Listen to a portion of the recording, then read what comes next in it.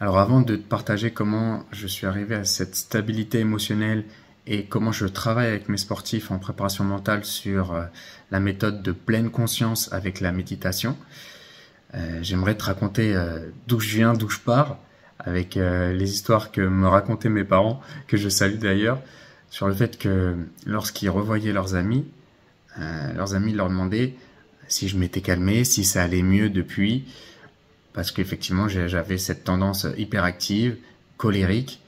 Pour l'anecdote, je pouvais me mettre dans des états pitoyables lorsque je perdais un match de tennis de table contre mon grand-père. Je pouvais casser des raquettes au collège de rage. Même si c'était une partie de pétanque, un cache-cache ou des matchs, je savais pas gérer mes émotions. Et donc du coup, comme quoi tout est possible, peu importe d'où tu pars. Et donc du coup, avec ce travail-là sur la préparation mentale, et notamment la technique de méditation et de stabilité émotionnelle, c'est savoir en fait revenir à soi, à l'essentiel, à ce moment de pleine conscience. Donc qu'est-ce que c'est la pleine conscience?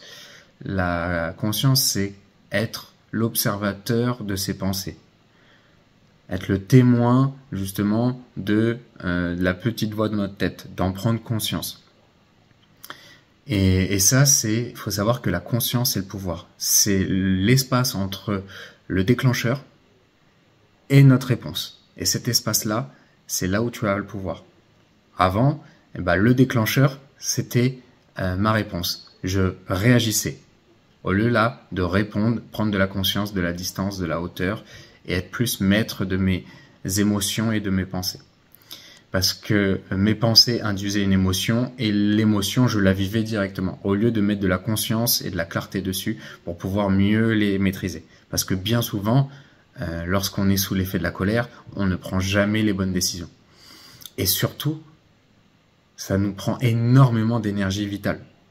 Lorsqu'on est dans des émotions intenses, ça nous prend et ça nous puise de l'énergie. Que ça soit des émotions négatives, de colère, de rage, de tristesse, ou à l'inverse, des émotions hyper positives, de l'euphorie, de l'extase.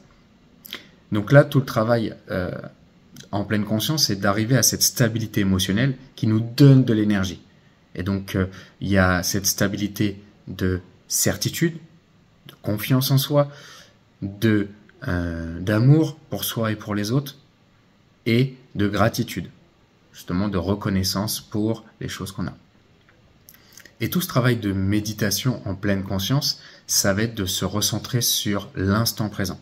Bien souvent, on est dicté soit en pilote automatique, en non-conscience, en inconscience, en ignorance, et c'est notre ego qui dicte notre vie.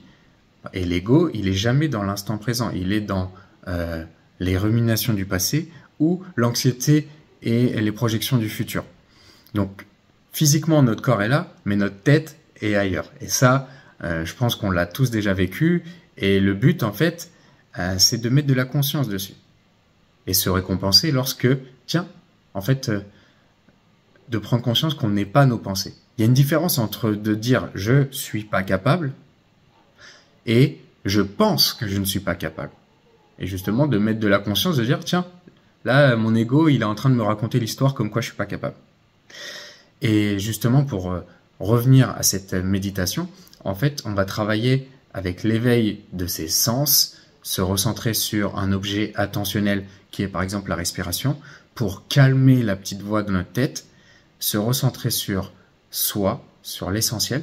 Et ça a été vraiment des choses puissantes que là, j'anime dans des ateliers justement de méditation. Ça va être d'aller vers cet état de pure conscience, au-delà de l'ego, transcender son ego avec ses respirations, ses méditations en groupe ou seul, guidées, avec des états prolongés pour pouvoir relâcher la pression, parler au corps émotionnel et écouter justement ce petit murmure intérieur.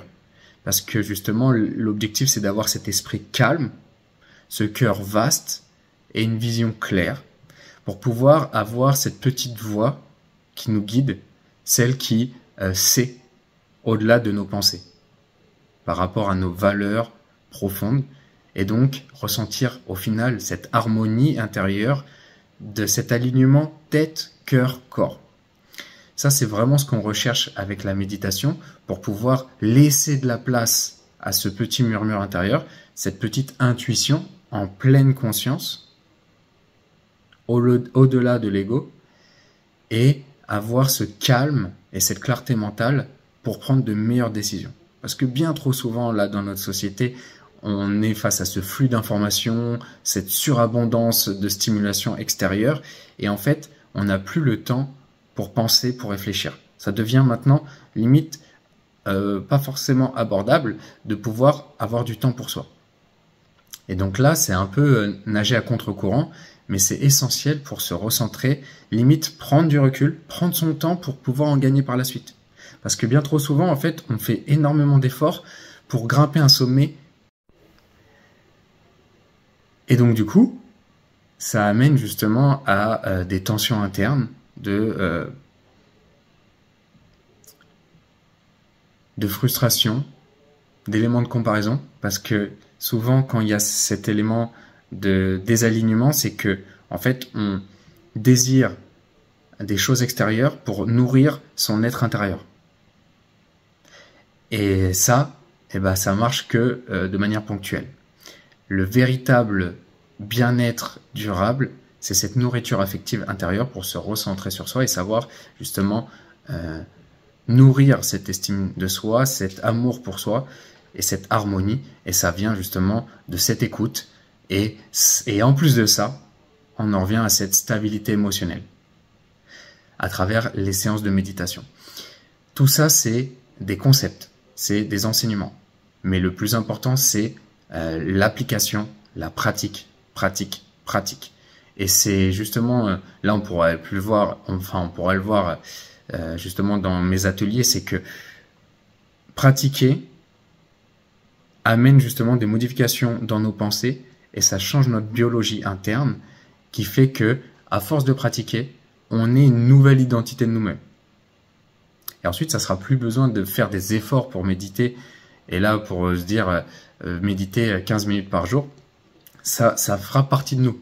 Ça fait partie de moi. Et je peux vous dire d'où je pars, jamais j'aurais pensé vous dire ça. Sauf que du coup, à force de pratiquer et de prendre conscience et mettre du sens justement sur ces activités-là, ça devient intuitif. Donc voilà tout l'intérêt maintenant de ces ateliers de méditation. Je pourrais expliquer ce qui se passe dans d'autres vidéos par rapport à la pensée, ensuite sur justement la réaction biologique de notre corps. Et en tout cas, c'est quelque chose qui est passionnant. Je suis qu'au tout début du processus vers ce chemin initiatique, mais je veux vous partager justement ce chemin de transformation et en être la preuve incarnée. Mais déjà, je vois des effets transformationnels. Donc, je souhaite vous initier à ce changement aussi si vous ressentez que vous êtes vos émotions et que vous avez du mal à les gérer. Eh bien, en fait, ça peut être votre meilleur allié, justement, de l'écouter au-delà du brouhaha extérieur, écouter son petit murmure intérieur. Celui qui maîtrise sa vie, c'est celui qui écoute son murmure intérieur au-delà du brouhaha extérieur. C'est ça qu'il faut retenir. Jamais parfait, toujours meilleur. Ciao.